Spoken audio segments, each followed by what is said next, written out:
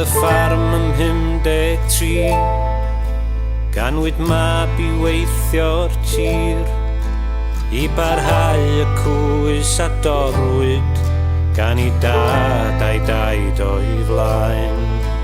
Cerddodd lwybra'r llethra llwm aeth i'r ysgol yn y cwm a daeth I garu'r ddôl ar ddaear fel I dad a'i daid o'i flaen.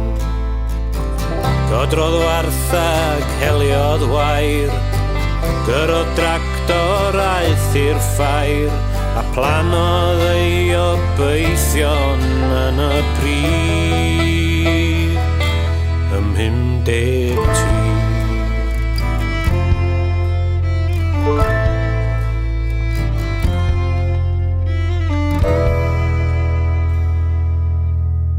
Ar y ffarm yn 73, daeth â gwraig yn ôl i'r tŷ, etifeddodd drigau nerw, fel I dad a'i daid o'i flaen.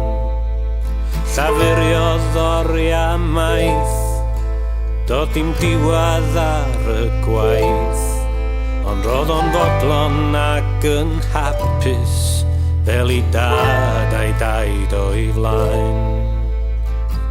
Gwelodd stormydd, collodd waed, aeth amball freuddwyd dan I draed, ond tyfodd ei obeithion yn y tŷ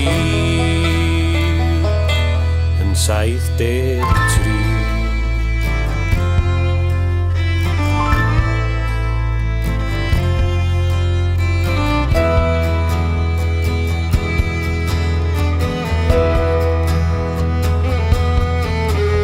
Ar y ffarm y dyddiau hyn, mae hapusrwydd yn beth prin, a gwasgwyd ef yn dynach nag I dad na'i daid o'i flaen.